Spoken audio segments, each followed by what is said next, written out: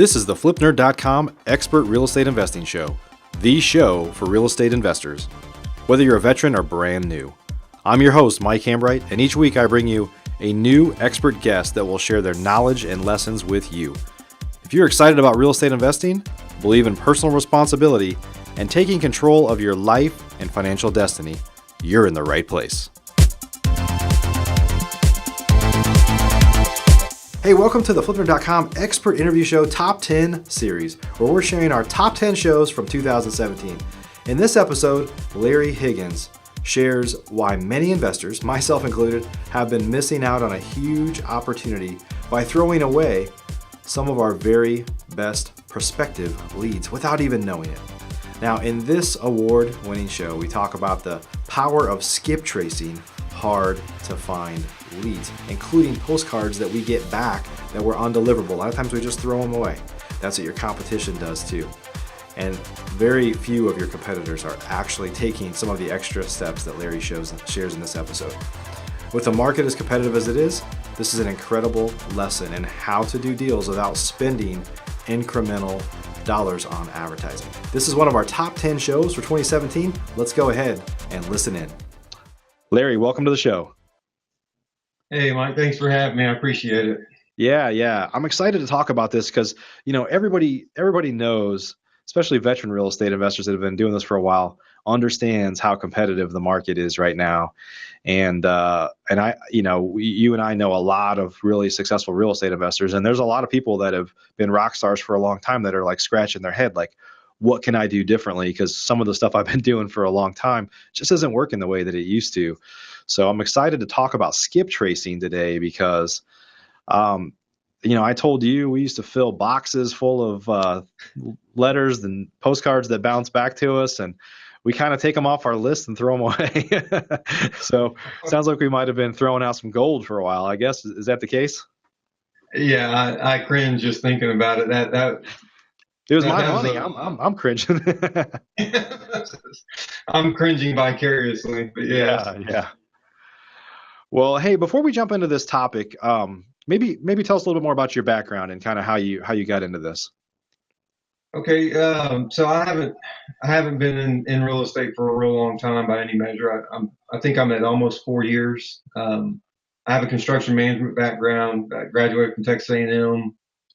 Worked in multifamily construction. Worked overseas for a little while. Came home. Found myself in a job I hated for the first time, and I kind of had an interest in buying some, building up a rental portfolio over time. I'd never really given it serious thought, but real estate appealed to me for different reasons.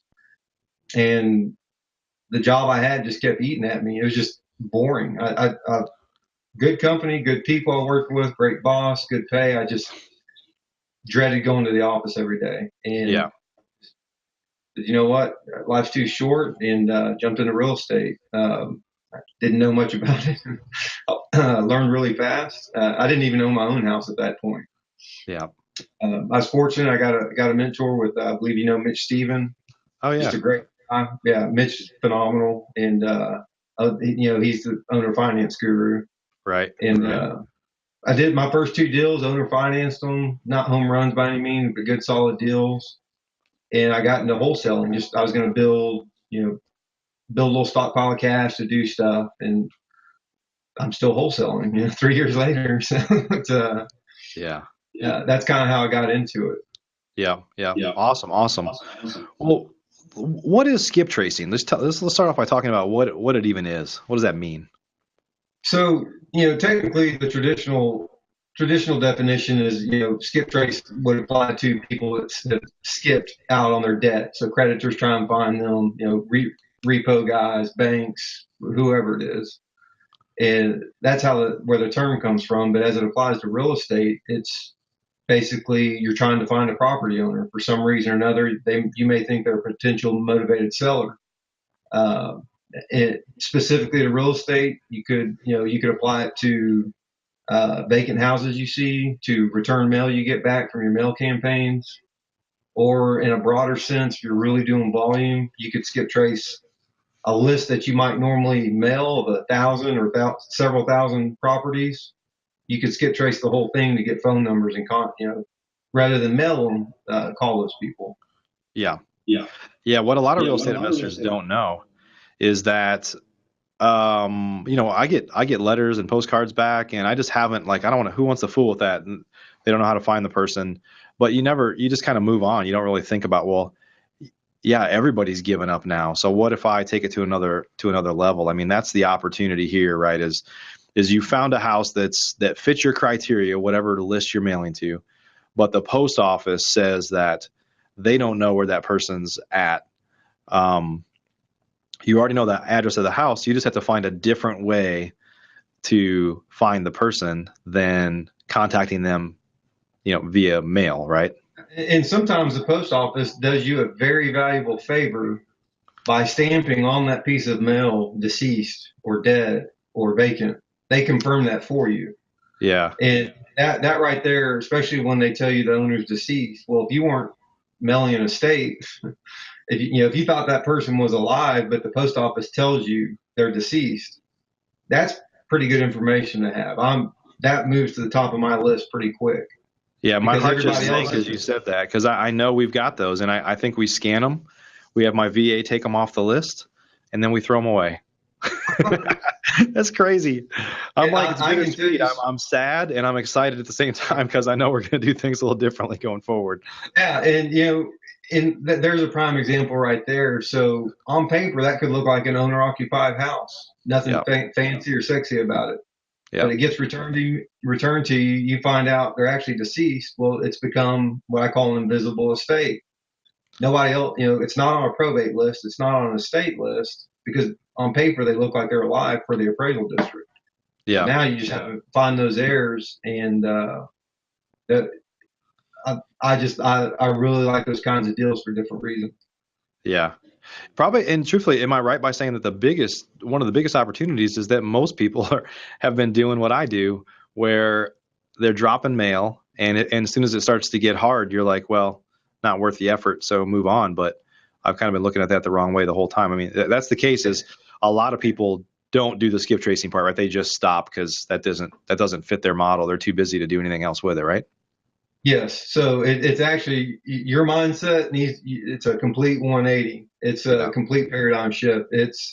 My mindset is the harder they are to find, the more and more I'm like a dog with a bone. Yeah.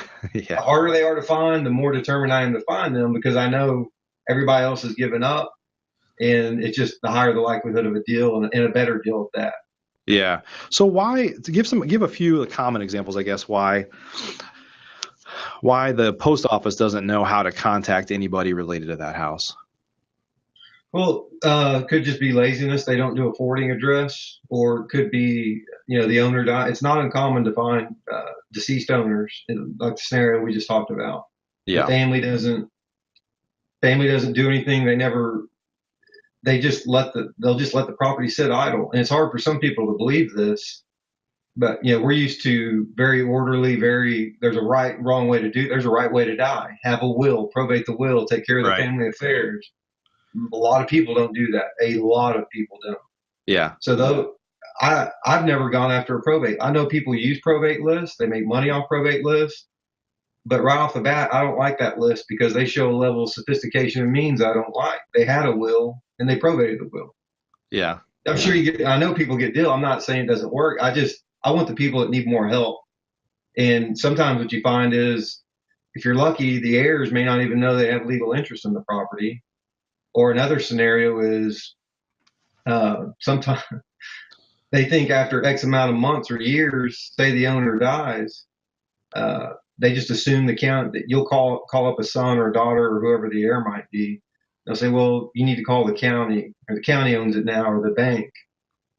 They just assume it's been foreclosed on they just take that guess. Well, right.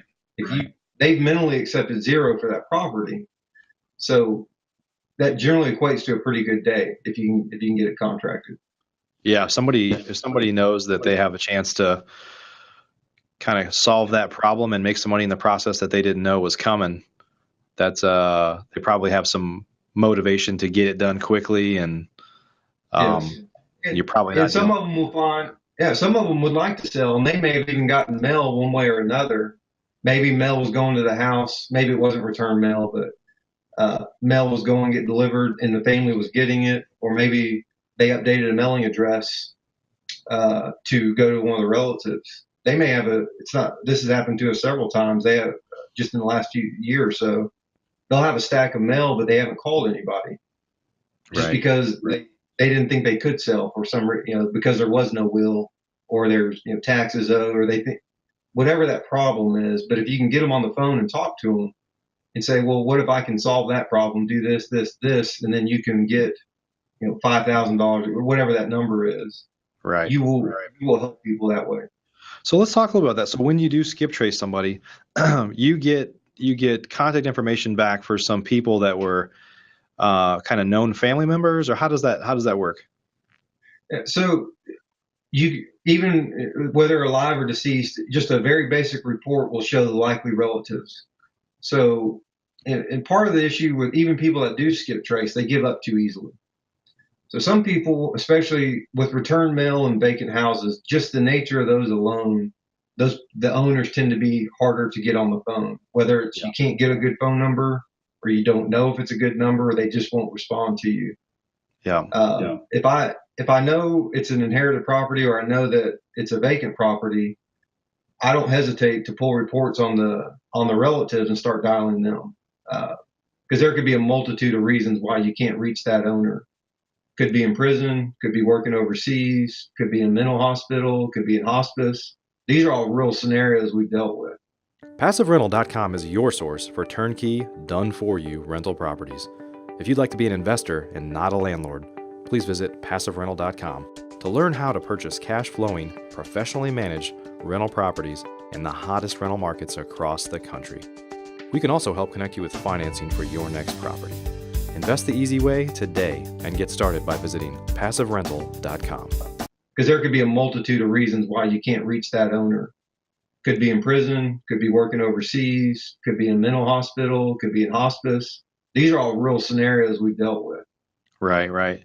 And how do you find out who has the kind of signing authority? Because you're not digging into probates and stuff like that. Like maybe it has gone through probate and it's still there, but how do you find out? What's one thing to call family members and say, hey, we're interested in buying this property at 123 Main Street, and it looks like you may. How do you talk a little bit about what you say? Like you may be an heir, or do you happen to know who the seller is? Or talk about that process of talking to people that you're contacting and then finding out who it actually does have kind of decision-making authority for the property.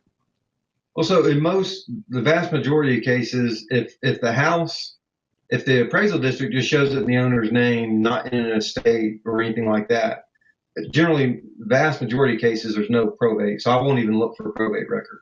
Okay. And if I know it's vacant or the mail got returned, it just tells me call them.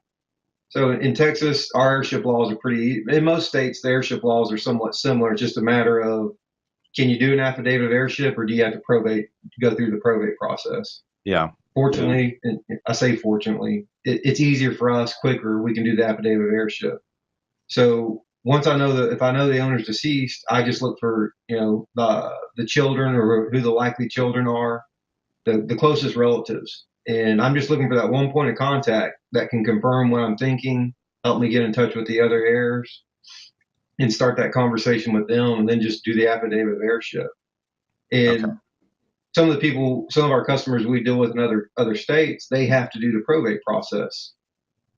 Well, depends on your mindset, but I'm almost jealous of them, because if there was no will, your offer to those people is much more valuable than ours, because you're willing to pay, assuming you're willing to do what you need to do to get the deal, but pay for the attorney, take care of the probate, going through probate court and all that.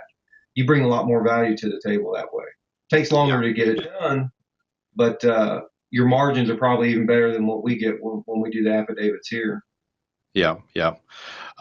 So what are some of the common issues? Like, I know there's other people that skip trace. There's lots of services out there. What are some of the common problems of people that might have been skip tracing in the past, but they don't, they're making mistakes. They're not doing it the way that you guys do it now?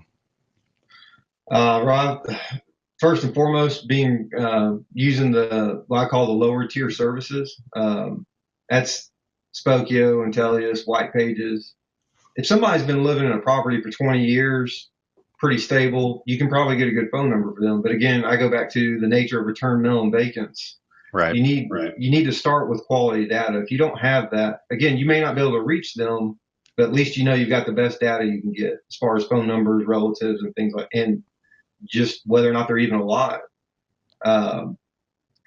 You start running in circles when you have bad data. Just somebody I helped last week, he was trying to get a good phone number for a lady in Maryland, and we ran a report for him. I said, I don't care how good her phone number is, unless it runs to heaven, you're not getting in touch. He didn't know it; she had died. He was using a lower tier provider, I think it was Intellius, and it showed she was 72 and alive. Well, we were able to confirm that she had died and point him in the direction of the heirs. Yeah. So that's one issue. The other thing is just giving up too soon. Like I said, some people you're not going to get on the phone. But if it's a qualified lead, such as return mail or a vacant that has, say, tax issues or something to that effect, I have no hesitation. If I can't get them on the phone, I'll call relatives. And I will keep calling until somebody gets me in touch with them.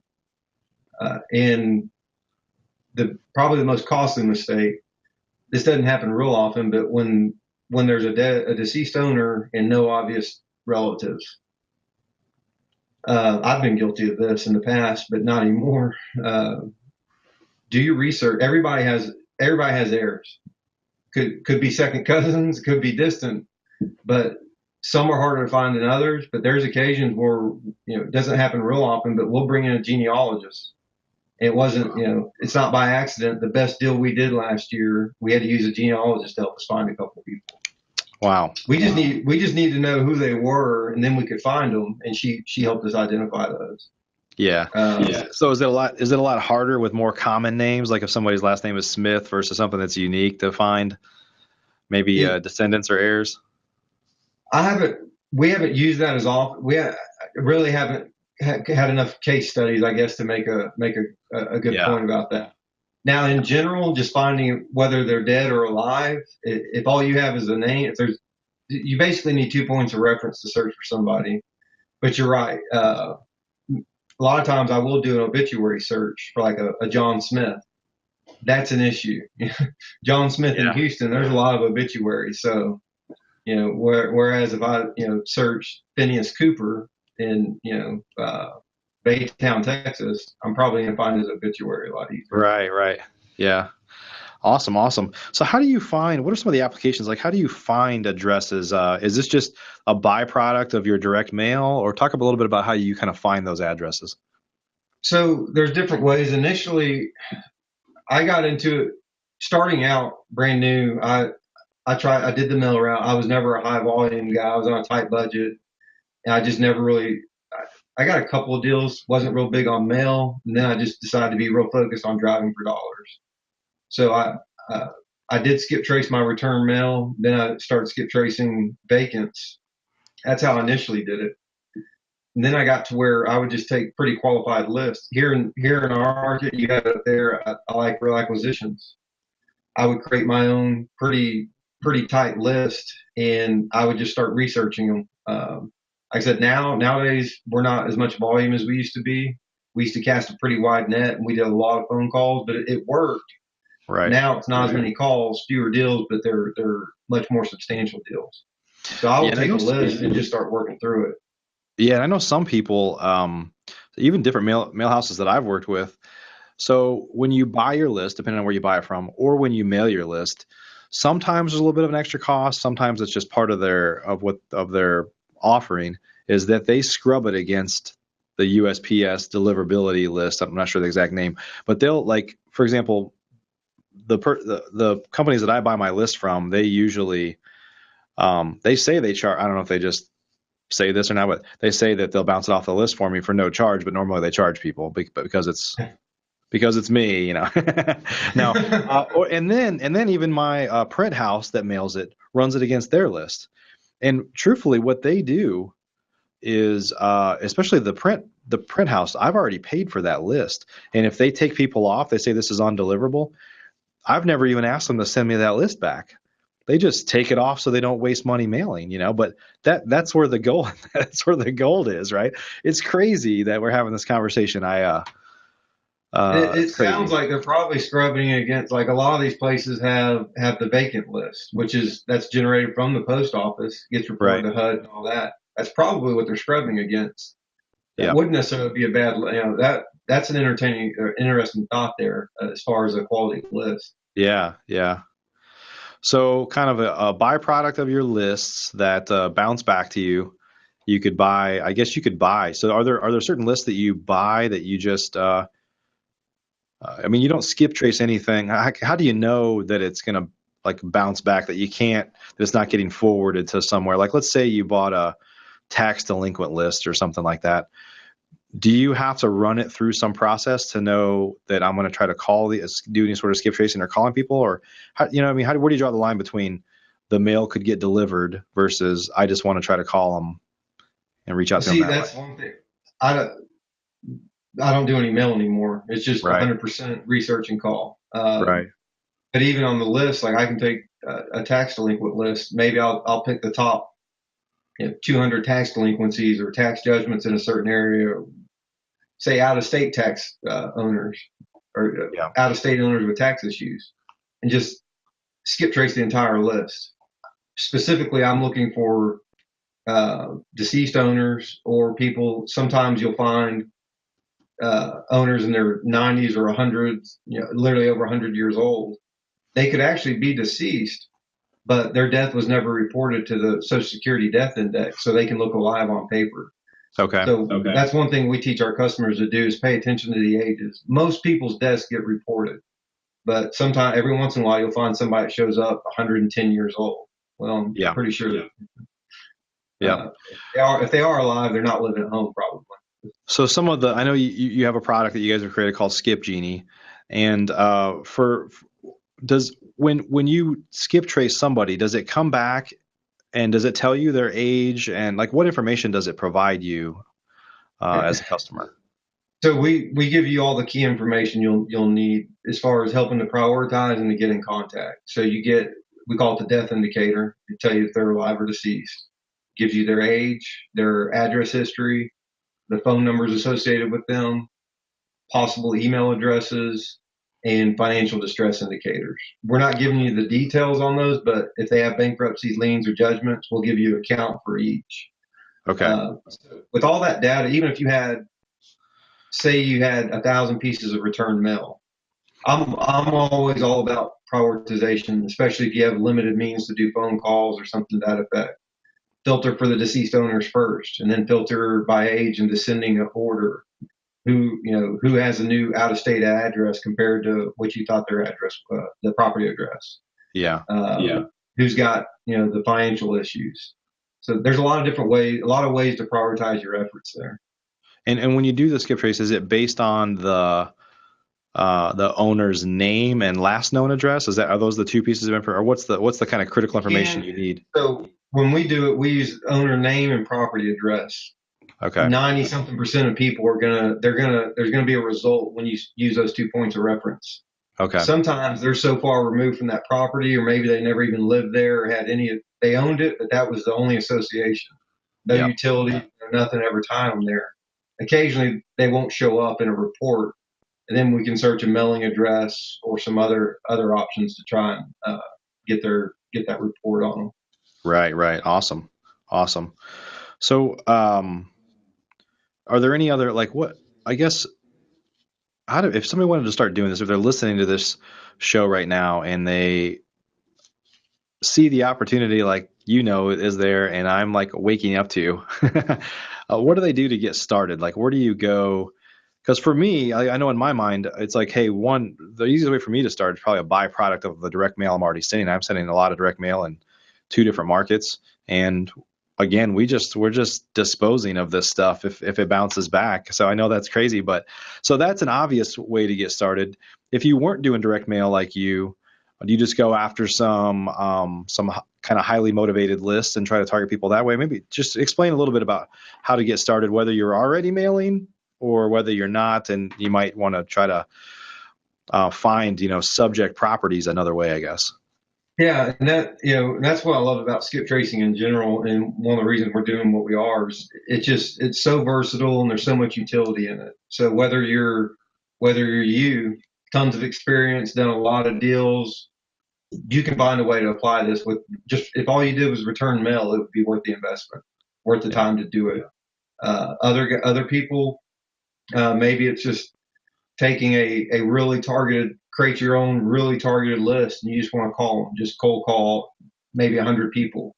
Um, and when I say a really good list, an example would be maybe estates with severe tax delinquency and the mailing address is out of state, or expired listings with a out of state owner with serious tax delinquency. I try and check as many good indicators as I can in a list. Yeah. Or you could literally take a tax delinquent list, maybe pay a VA to go through address by address, go to Google Street View and see which one's looking disrepair and vacant. So now I've checked two boxes that I love. It's vacant and there's a tax issue. I'm real big on the tax list. Yeah. Foreclosure, pre-foreclosures, mortgage defaults, things like that. Or if you're brand new on a tight budget, I've seen it. This is what I did. Driving for dollars. You can stretch those dollars a lot further. My goal with our newer customers is to help them get their footing. That first good deal to where they can kind of catch their breath a little bit. Driving, to me, the number one overall indicator of a possible deal is a vacant house in disrepair. Yeah. There's ways to even prioritize those, but that's kind of how the different mix of ways you can come up with these properties to skip trace. Yeah. That's awesome. Let's talk a little bit about kind of operationally. So you've got people that are individual investors that are kind of doing it all. They're hustling. So that's kind of obvious. They'll be doing the calling themselves and following up on leads and doing different level of research that need to be done. For some of the bigger folks that want to kind of implement this in, this sounds like one of those things that is hard to probably hand off to a international VA because it takes some familiarity with kind of how things work here, maybe a higher level of research or whatever. But just talk about how people that are kind of doing some volume now and want to pull this in, like operationally, can have different people to help carry the burden. Because some of the more experienced people, like me, for example, I don't have there's no more time left in my day. So if I wanted, let's just talk about me. If I wanted to go do this, I'm like, do I need to outsource it to a salesperson initially to do it? Or is this something that an admin can start with and then hand it off to a salesperson? Or how have you seen that work best? You cover some different scenarios that work. So we have some people that they're starting to use overseas call centers. They're not negotiating. Their job is to get somebody on the phone, figure out if they want to sell or not, or if they need help selling or something to that effect. Last year, we had a lady in our office. We were brand new. There was a huge learning curve for us the last year and a half. This lady had experience cold calling, somewhat real estate related, but not with investors. But we were paying her $15 an hour. We developed scripts and a bunch of things to smooth the process out. Initially, she was manually dialing. Then we got set up on the auto dialers and things like that. Yeah. Having her in the office, she couldn't negotiate anything. Her job was just to dial the numbers, figure out if they wanted to sell, and get them on the phone with me or Will. We were paying her $15 an hour, but she brought in, just her calling, she brought in a lot of money. Very well worth it. Yeah. Minimal training, really. It was kind of painful because we'd never done it, but now I look back, I'm like, okay, we could do that. Or maybe you want to, you're a pretty busy guy.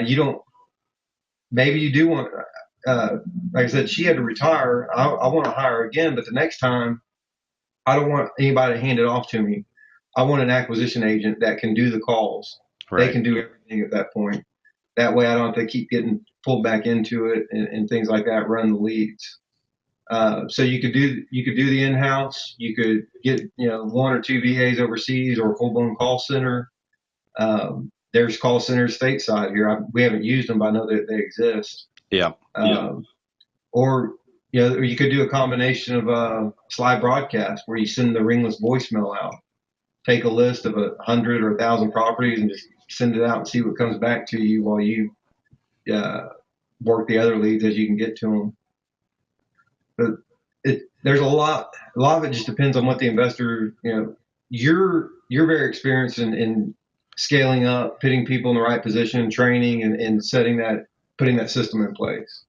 I could easily see you being able to hire somebody to do the calls, get them trained, and just sit there and that's what they do is call all day.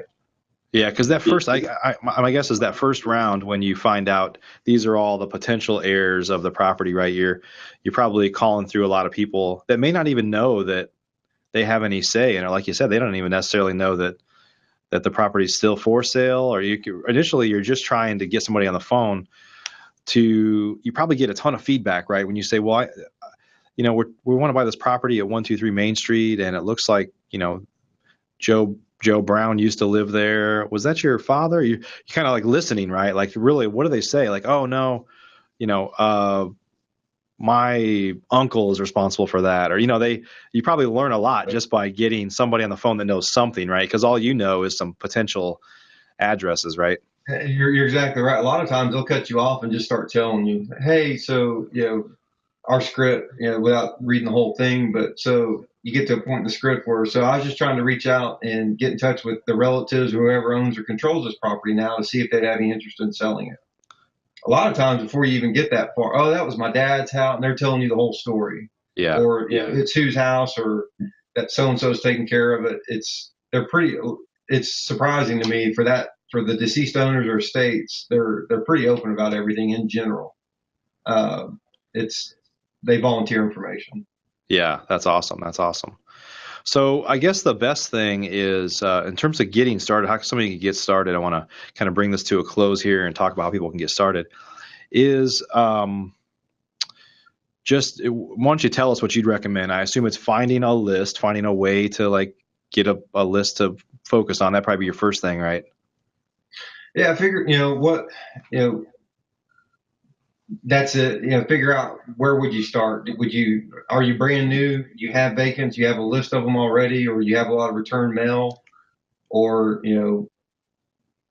maybe you've thrown all your return mail away and you're just going to create a really quality list. You could go pull a list of weed abatements from the municipality or something. Who's got weed abatement liens recently or something to that effect. So figure out what your list would be. Second step would be to figure out how much time can you put into calling this? How many properties are there? And what would it take? If it's just you, and you may not know that answer if you've never called, you've never had to go through that process. My number one recommendation is don't bite off more than you can chew at once, because you will. It can get even with a good CRM, it can become a headache when you've got a lot of different leads open. That it's like just pick 5 or 10 and run them to ground completely, and then move on to the next. Don't try and do too much at once. But right. You can generally knock out quite a few in a day or two. So.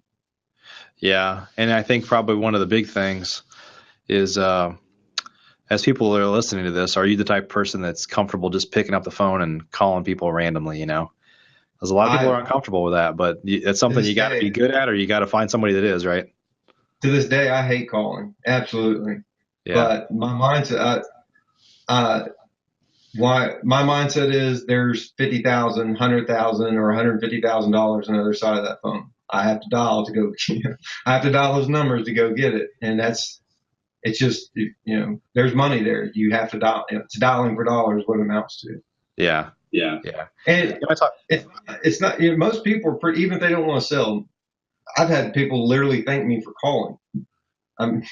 Okay, you're welcome. It's no big deal, but it's not bad. It's just, like I said, don't let the fear overcome you, or you just got to do it. Yeah.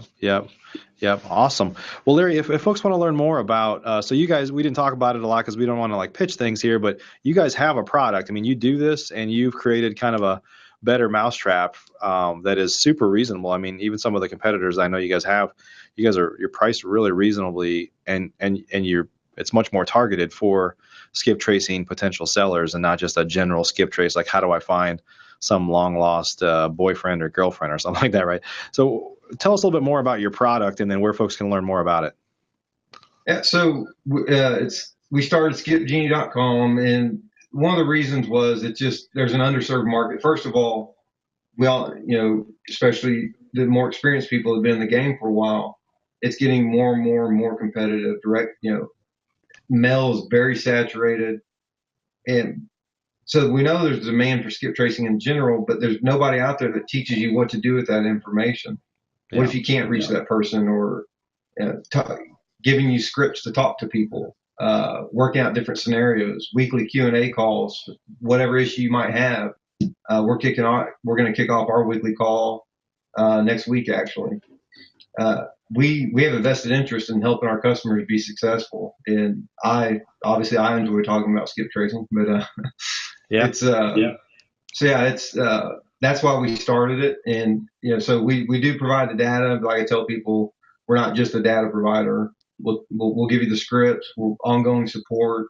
If you've got a really hot deal with a short fuse, I'm somewhat accessible.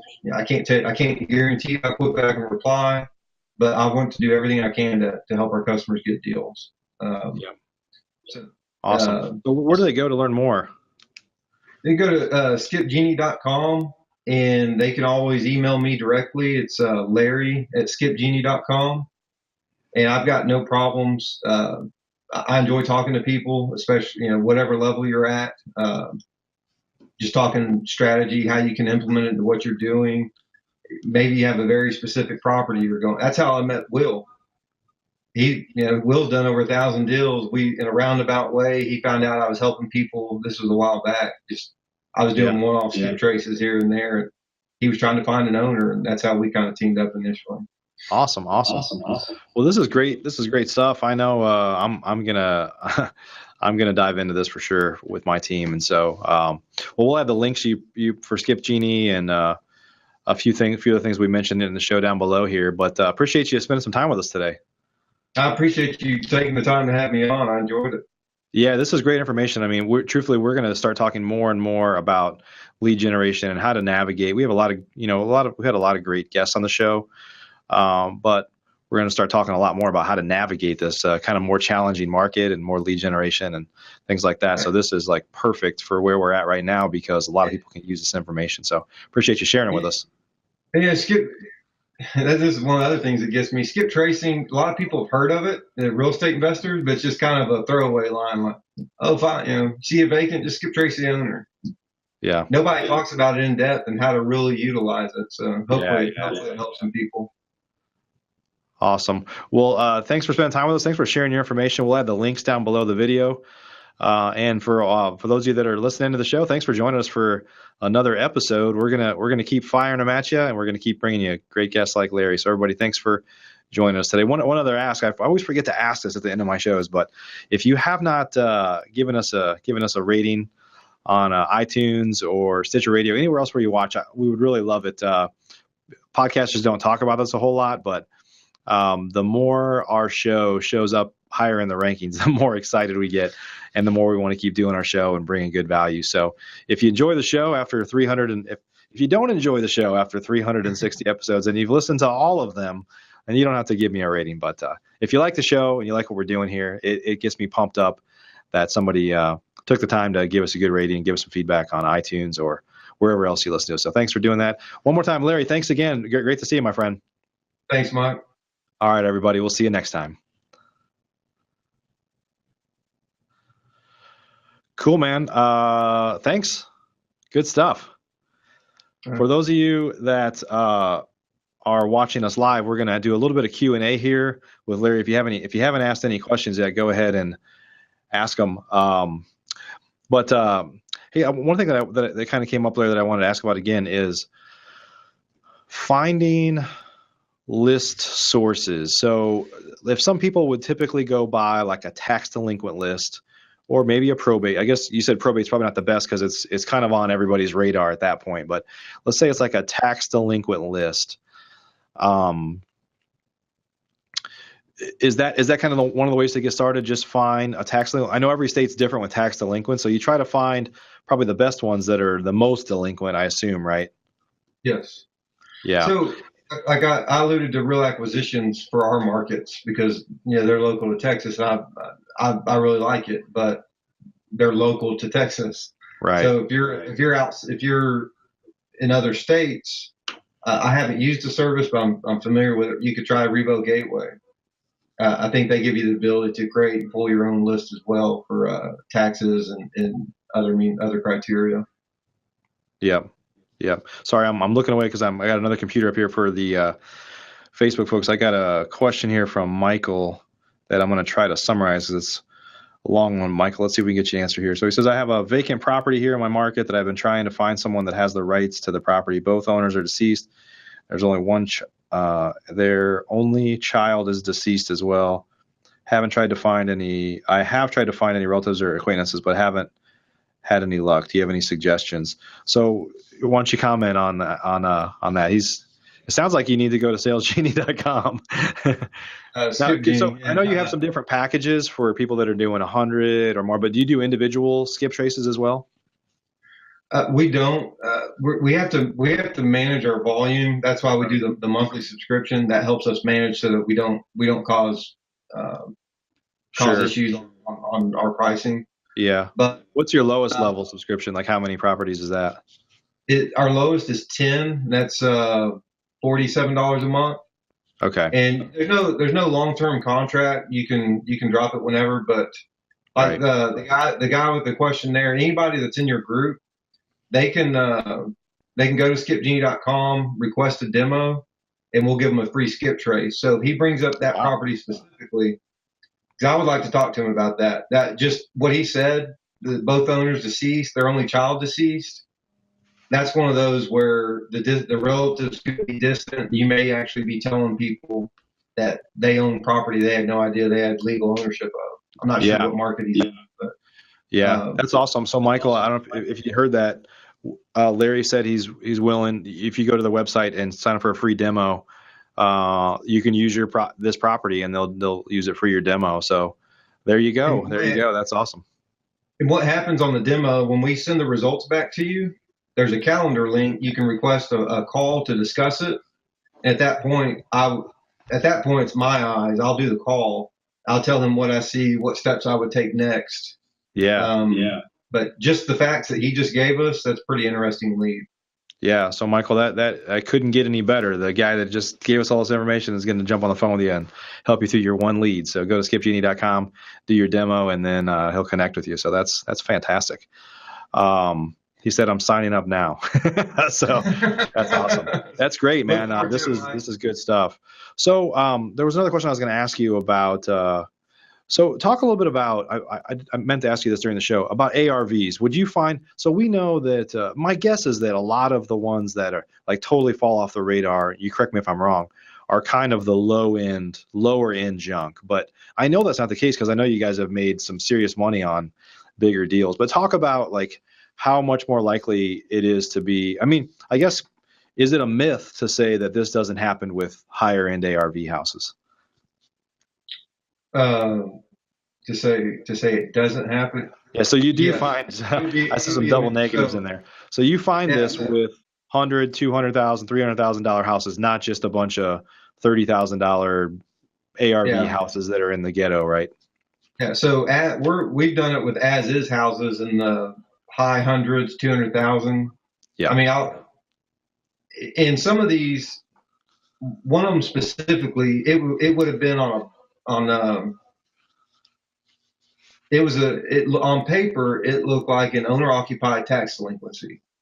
But I took like the top 200 tax delinquencies and just skip traced them all. I found out the owner died, and they had a serious tax issue. Then I found out her son had died, her only heir. Yeah. And we took a while to find the heir. I ended up contacting an heir in Alaska. It was a cousin. I didn't know who. It looked like a relative. I got in touch with her. We had to get a genealogist to help us find the father's side of the family. We sold the house for $200,000. We were all in at just less than $50,000.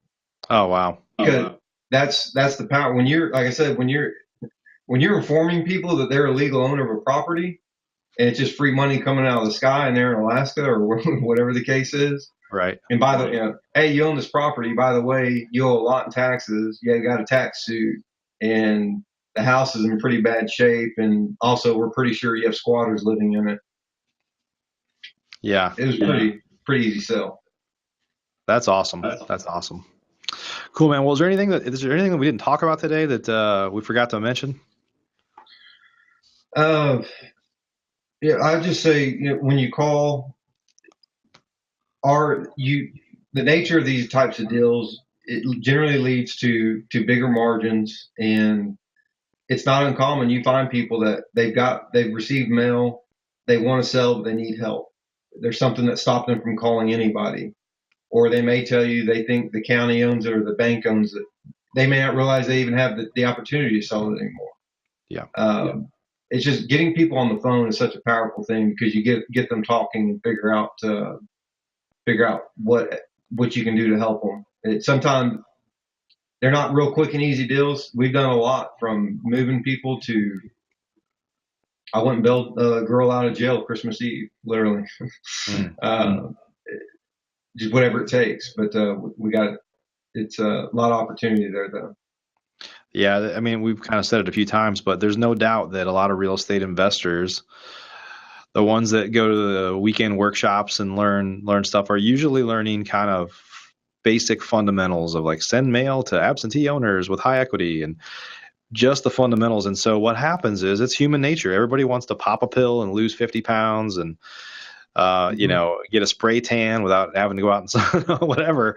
We want things fast. And what that means for you ultimately is, in the real estate investing space, is most people stop when the work gets a little bit hard. So if you do some of the harder work, you're going to have a lot less competition and have the opportunity to make a lot more money.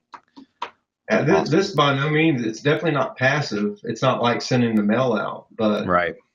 It's in this market, if you're brand new on a really tight budget and you say you're only sending out $1,000 worth of mail a month or $500, that's rough. You may go a while before a deal pops. Yeah. You could spend that same money just driving for dollars and skip tracing the owners.